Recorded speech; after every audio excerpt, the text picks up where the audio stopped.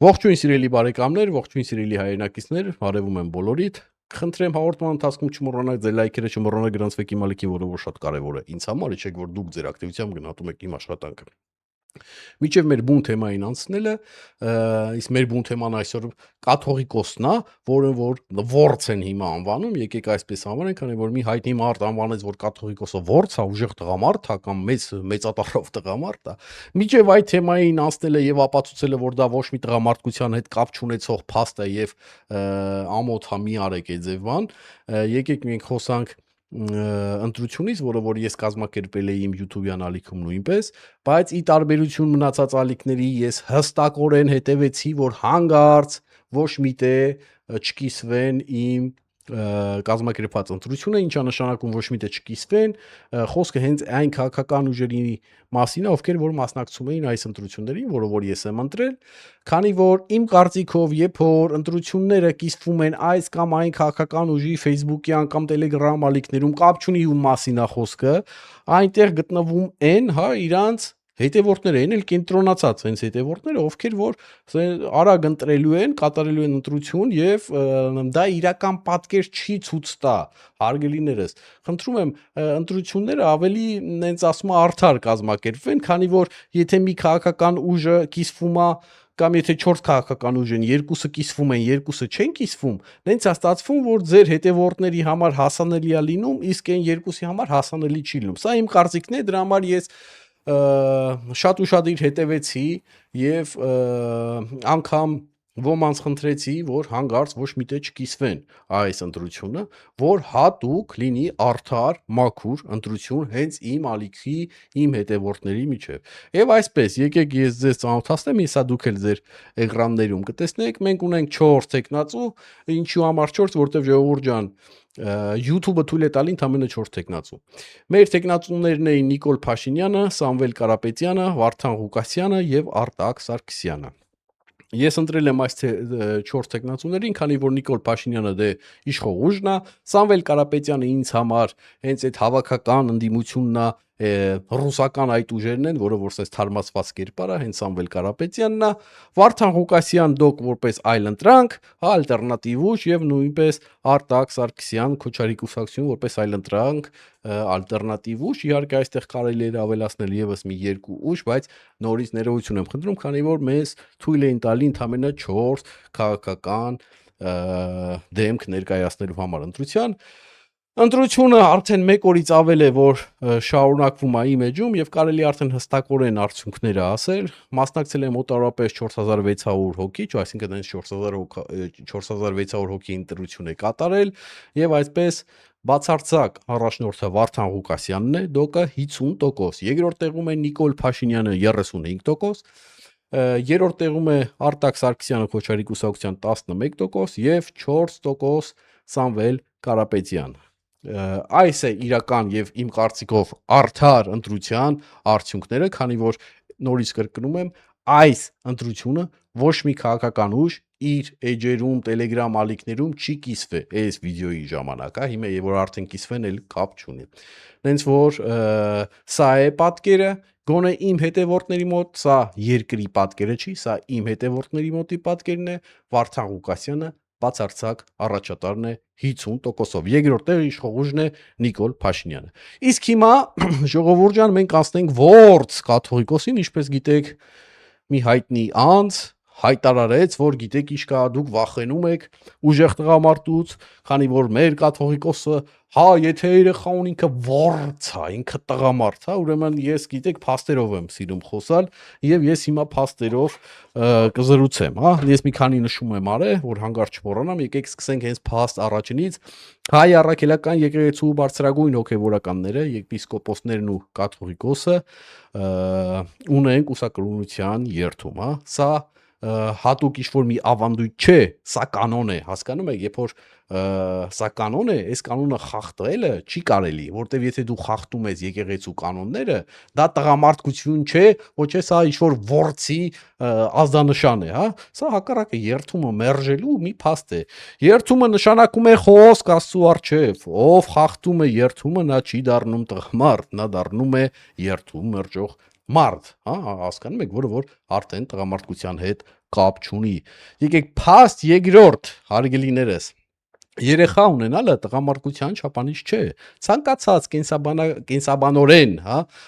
առողջ տղամարդ կարող է սեքսով զբաղվել եւ երեխա ունենալ։ Դրա համար ոչ խիզախություն է պետք, ոչ արժանապատվություն է պետք, ոչ բարոյականություն է պետք, հա, ոչ էլ ինչ-որ հատուկ ցուցանիշներ են պետք։ Այնա փողոցը լիքը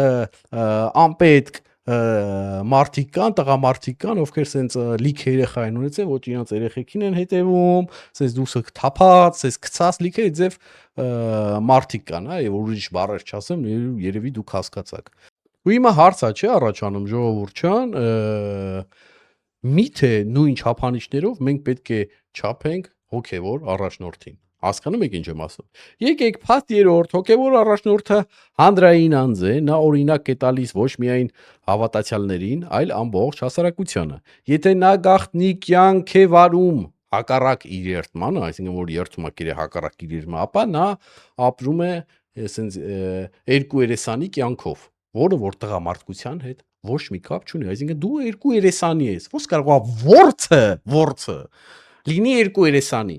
կամ այդ որորվանից մուտիտը դառնում է ворցի չափանիշ, տղամարդկության չափանիշ, այն մարդը որ մերժել է իր երդումը, մուտիտ արե, ո՞ս կարող է դա լինի տղամարդ, հա։ Սա արդեն ազնական հարց չէ, սա ինստիտուցիոնալ ճգնաժամ է։ Երբ ասում են դուք պարզապես վախենում եք ուժեղ տղամարդուց, իրականում փորձում են շեղել ուշադրությունը գլխավոր հարցից, ինչու է երդումը խախտվել, հարգելիս։ Դուք մի խառնեք հոգևոր կյանքը ձեր պատկերացրած ինչ-որ մի, չգիտեմ, չափանիշների ворցի։ Հոգևոր կյանքը շատ ավելի բարձր է, քան թե քո պատկերացրած ворցի չափանիշները, հարգելիս։ Մի խառնեք իմ երկրի, հա, գլխավոր սյուներից մեկը ձեր չգիտեմ դու թե ուր դուք այս չափանիշը հանե, որ ворցը լնելը մուտի տնելնա եւ ժողովրդին խափելնա, երթումից հետ կանգնելնա, ճապոնական մաֆիայում որ երթում են ուտում, մի հատ ճակուտը կդրում են, եթե երթումից հետա կանգնում գլոխն են կդրում։ Այսինքն Համի որն է քո ճիշտը չափանիշը, քո տղամարդու չափանիշը որն է, եթե քո արշինով ես չափում, մի չափի քո արշինը մի բեր հավասարեցրա, հա, կամ ուզենաս հավասարեցնել իմ եկեղեցու, հա, բարձր արժեքների հետ։ Տղամարդկությունը ուժ չէ, տղամարդկությունը սեքս չէ, տղամարդկությունը երեխա ունենալ չէ, տղամարդկությունը պատասխանատվություն է, երդմանը տեր կանգնելն է տղամարդկությունը, հասկանում եք։ Երբ որ մարդ չի կարողանում իր երդմանը տեր կանգնել, կա ընդամենը մեկ ճանապարհ, ազնիվ ճանապարհ, հեռանալ կաթողիկոսի պաշտոնից, ազնիվ կերպով խոստովանել իր սխալները։ Դա ոչ թե ինչ-որ թուլություն է կամ ցածրացնել է մարդուն, այլ դա հստակ տղամարդու նշան է, որ ասում է ես խախտել եմ երդումս, ես հեռանում եմ։ Ես ուզում եմ հիշեցնել, որ Տիրան Սրբազանը ինքը հատուկ կերպով ասեց, որ այո, ես կուսակրոն չեմ, ես սիրահարվել եմ, ես երեխա ունեմ։ Տղամարդու վայել քայլ արեց։ Ի տարբերություն ձեր ասած ворցի, հա, սա ворց չի, սա էք է, քանի որ երբ որ մարդ իր սխալները ուզում է թաքցնել տղամարդկության ետևում, դա տղամարդկություն չի, դա էքություն է։ Հիմա հասկանում եք, որ ձեր պատկերացրած արժեքները շատ հեռու են հոգևոր կյանքի, մեր եկեղեցու կյանքի կանոններին։ Ես ուզում եմ հիշեցնել ձեզ Աստծու 7-րդ պատվիրանը՝ մի շնացիր։ Նա շնացել է, հասկանում եք, նա ամուսնացած է, ամուսնացած չի։ Նա սեքսով է զբաղվել, երեխա է ունեցել, ճիշտ է։ Ո՞ն է ինքը չի մերժում։ Հիմա սա ի՞նչ է։ Սա շնանալ է, թե շնանալ չի։ Ինչ է նշանակում, այս սա տղամարդ է։ Ուրեմն դուք ինչ եք քարոզում մեր երիտասարդությանը, հա, լինելով հայտնի մարդ, դուք ինչ եք քարոզում։ Քարոզում եք, որ պետքա երթումից հետ կանգնել, քարոզում եք, որ վաղը դիրքեր գնացող տղաները, հա, պետքա երթում ուտեն, հետո ասեն, դե մի, քեզ բան տղամարդկությունս բռնեց, գնացի երեխա շինելու, հա, թողեցի դիրքերը գնացի։ Ոնց են ասում են մի հոգևորականները, դե մի տղա են, կարիք ունենք, իա։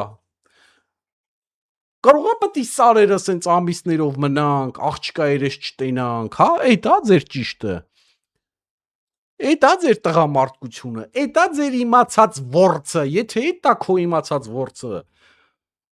դու քո իմացած ворցին մի բեր համեմատի սա իմն է, իմ եկեղեցու արժեքների հետ։ Դու այդ բարոյական իրավունքը չունես, որ դու խախտես իմ քրիստոնյա կանոնները, հայ առաքելական եկեղեցու դարերից եկող, եւ ասես, որ ով երթումը մերժել է, ворցա ու տղամարդա, փատտեմ այդ ձև տղամարդուն էլ ворցին էլ հետը,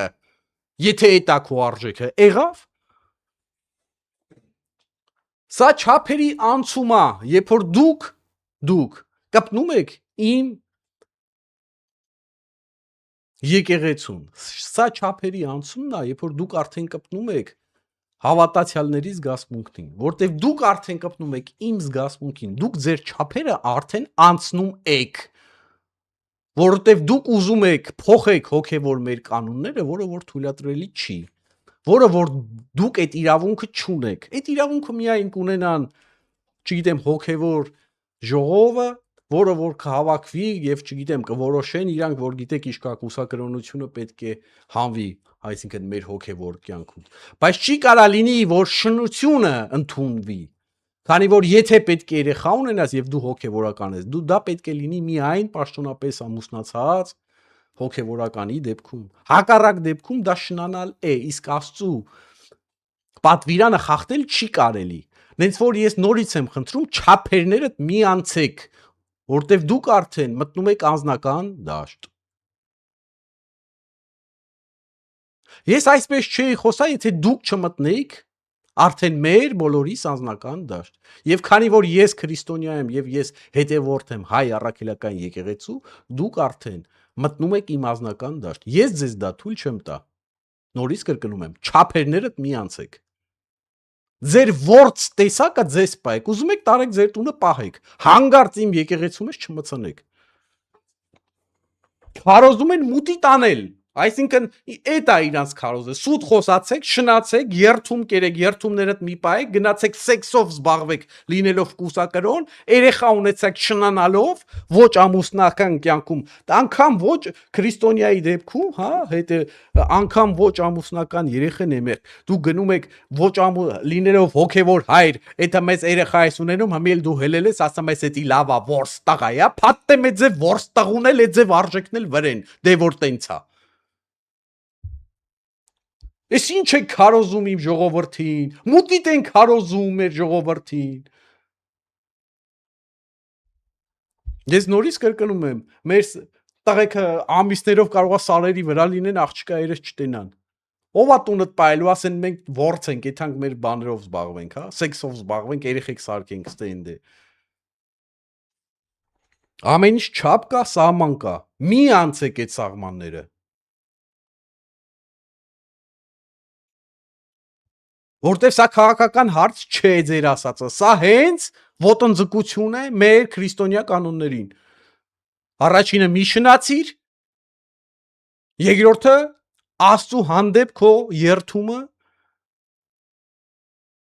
եւ կուսակրոնությունը մի մերժիր։ Հակառակ դեպքում դու երկու երեսանի ես եւ ոչ հոգևոր հայր։ Սա հատուկ այդ մարդուն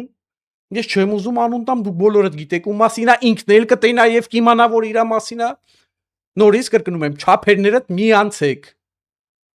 Դուք խոսացեք այն նրա մասին, թե ինչու է մեր հոգևոր հայրը խախտել այդ սուրբ կանոնները։ Եվ եթե մենք այսօր լռենք եւ չբարձրաձայնենք այն խախտումը, որը որ իրանք կատարել են եւ ամեն ինչին այսպես ներողամիտ լինենք հոգևոր դաշտում, մենք վաղը ոչ կունենանք եկեղեցի, ոչ կունենանք արժեքներ, ոչ կունենանք հոգևոր կանոններ։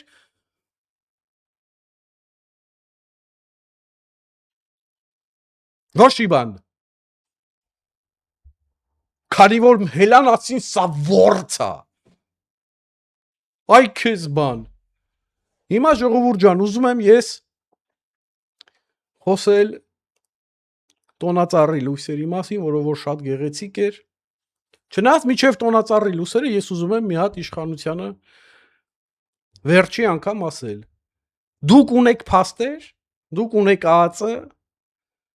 դուք գիտեք այն ինչը որ մենք չգիտենք, նաև այն հոգևորականները, որոնք որ ձեզ միացել են, Իրանք են ասում, որ դուք փաստեր եք ներկայացրել, չնայած այդ հոգևորականների մեջ էլ մարդիկ կան, որոնք որ պետք է պատասխանատվության ենթարկեն։ Մի խոսքով, դուք հերիքա տուն-տունիկ խաղաք մեր գլխին։ Դուք հերիքա Հավայի ստենդե գնաք, չգիտեմ, պատարակներ անեք, չգիտեմ, քայլքա։ Ոչ մեկ ըզնից դիտող մարդուց կամ մնացած քաղաքացիներից առավել չի կապ չունի հոգևոր հայրա, թե ում հայրն է, թե ինչ պաշտոնյա։ Կա օրենքի խախտում, ունեք փաստեր։ Ձերբակալեք եւ հանեք դուս իմ եկեղեցուց։ Ձերբակալեք, տարեք նստացրեք։ Դուք դրա իրավունք ունեք։ Ոչ մեկ ըզնից առավել չի, ոչ մեկ ձեզնից առավել չի, ոչ մեկ մնացածից առավել չի։ Կա խախտում, ձերբակալում, տեղում։ Ուրիշ տարբերակ չկա, հակառակ դեպքում դուք ստեմ, չգիտեմ, կավեն եք խաղում, տուն-տունիկ եք խաղում, չնայած կավեն խաղացողները են հայտարարություն անողներն են։ Իսկ ձեր դեպքում, չգիտեմ, դուք ինչ թատրոն եք մեր գլխին խաղում։ Եթե դուք միջև նոր տարի այս հարցը չլուծեք, ուրեմն դուք էլ եք հենց այդ նույն թատրոնի մասնակից։ Դուք ընդհանրապես լոլո եք կարդում եւ ոչ մի գործողություն նորմալ չեք պատրաստվում անել եկեղեցին ազատագրելու համար։ Մենք բոլորս գիտենք, թե ինչ ու ինչ մեղքեր է գործել Գարեգինը, ինչ ու ինչ հանցանքներ է գործել Գարեգինը մեր եկեղեցու առջև։ Ես չեմ ուզում հիմա էլի սկսել բոլորը նշել, հատ, քանի որ մեռը արդեն նշելով, 1000 անգամ արդեն նշել եմ։ Դուք ավելի շատ բան գիտեք, քան թե ես։ Նենց որ անցեք գործի։ Ձերբակալեք եւ վերջ։ Ուրիշ տարբերակ չկա, մենք ստե լոլոներ չենք խաղալու։ Եվ նույնպես կապ չունի, որ միացել են այն հոգևոր, չգիտեմ, առաջնորդները ձեզ, բայց իրանց մեջ նույնպես կան մարդիկ, ովքեր որ պետք է պատասխանատվություն կրեն, եւ իրանք ինչ որ հատուկ կերպարով ինչ որ իրանց հետևից հենց թևեր չեն աճե, իրանք կատարել են սխալ, պետք է պատասխանատվություն կրեն։ Կա մեղմացուցիչ հանգամանքներ։ Թող լինեն մեղմացուցիչ հանգամանքներ, ես դեմ չեմ։ Եթե օգնում են եկեղեցին ազատագրելու, թող լինեն, բայց դա չի ազատում իրենց պատասխանատվությունից, ինչը որ արել են մեր եկեղեցու հանդեպ։ Այ հիմա հա, անցնում ենք մեր տոնածառի լույսերի այդ սիրուն շոուի մասին, որը որ շատ լավ էր, ողջունում եմ, շատ սիրուն էր, շատ պուպուշ էր, բայց իմ մոտ հարց է առաջանում, որտեղ արդեն որերորդ անգամ տեսնում եմ, որ դրոններով այդ սիրուն հաշվարկը, լուսերը, պատկերները, որը որ նկարում եք, հա, տենց սիրուն ներկայացնում եք ժողովրդին, նորից կրկնում եմ, ողջունում եմ, բայց դե գլխավոր հարցը սա է, եթե մենք այդքան փոքրիկ դրոններ ունեինք, որը որ շատ լավ օգտագործվում է Ուկրաինայի պատերազմի դաշտում, շատ լավ տեսնում եք, որ վրեկները ամեն մեկին փոքրիկ, ինչ որ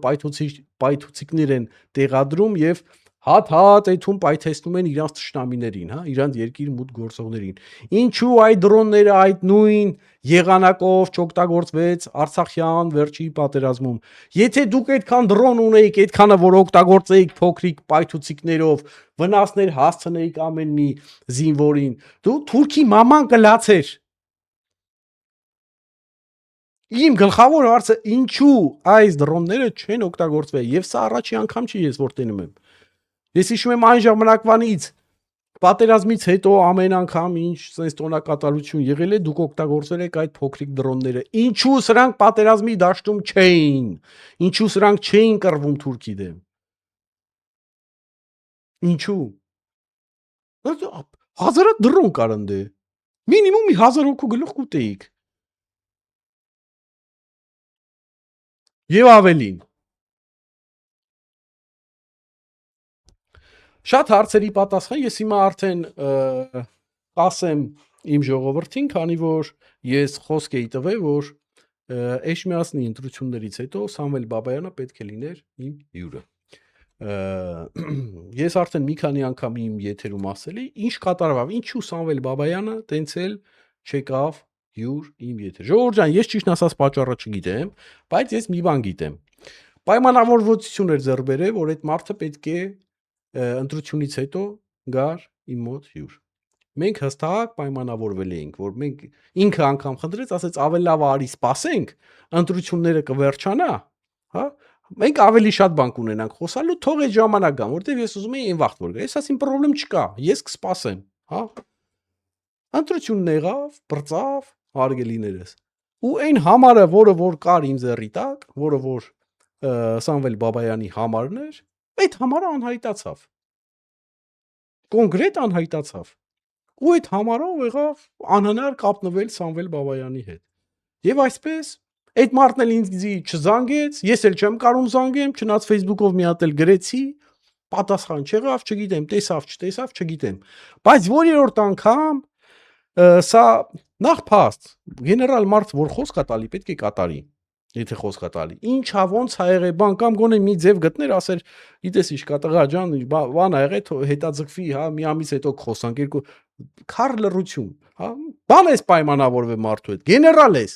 Քար լռություն։ Ջնջվավ այդ համարը կորավ գնաց։ Սա որերորդ անգամ, որերորդ զինվորականով, սա առաջի անգամը չի, խոսք է տալիս, բայց այն անհայտանում է կոնկրետ ժամանակին։ Երբ որ գալիս է ժամանակը եթերի, անհայտանում, ախպեր կորում են արա, չկան ընկեր արա, անհայտանում են ընկեր։ Ես չգիտեմ էլ ոնց ասեմ։ Սա ընդհանրապես տեղեկություն, ես որ կուզենամ, որ իմ ժողովուրդը իմանա իրականությունը իմանա, սա էլ Սամվել Բաբայանի պատմությունը։ Ես չգիտեմ հետագայում կստացվի Սամվել Բաբայանի հետ եթեր կազմակերպել, թե մի այդ մարդու հետ ինչ էլա, չնայած այն օրը տեսա հայտարարություն էր տվել Facebook-ում, այսինքն առողջապես պետք է որ ամեն ինչ լավ լինի, ֆիզիկապես ամեն ինչ նորմալ է, եթե հայտարարությունը տալի, վատ բան չի եղել, փառք Աստծո, որտեղ մենք իհարկե չենք ցանկանում վատ բան ոչ մեկին, բայց փաստը մնում է փաստ, որ կար պայմանավորվածություն,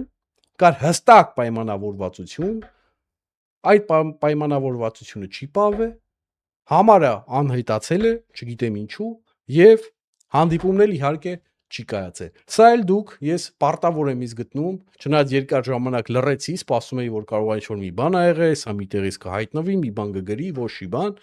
Ես պարտավորվածություն եմ գտնում, որ հայ ժողովուրդը պետք է, գոնե իմ հետևորդները պետք է իմանան, որտեվ Սամվել Բաբայանն այնց 6-րդ պլանի մարշին է, գեներալ է, Արցախի հերոս է, պաշտպանության նախարար ա եղել ժամանակին, պետք է տեղյակ լինի իրականությունը։ Սա է իրականությունը, սա է խոսքը։ Այսքան բան, էս էի ուզում ասեի, եւ նորից կոչ եմ անում բոլորին, ցանկացած հանրային մարդու, չնայած ես ոչ մեկի խոսքը չեմ սահմանափակում, ոչ մեկի խոսքը չեմ տրորում, բայց նորից խնդրում եմ, մի մտեք եւ փորձեք խեղաթուրել մեր քրիստոնյա, անգամ Աստծո падգամը, հա, ոնց կարելի է շնանալ ուզենալ արդարացնել եւ սա ինչ որ ներկայացնել որպես տղամարդկություն, ворց։ Սա իքություն է, սա ворցություն չի։ Սա խախտում է ամենագլխավոր կանոնը։ Եվ սա արդարացում չունի։ Այսպիսի ворցերին տարեք ձեր տունը պահեք։ Ստեսություն, հաջողություն։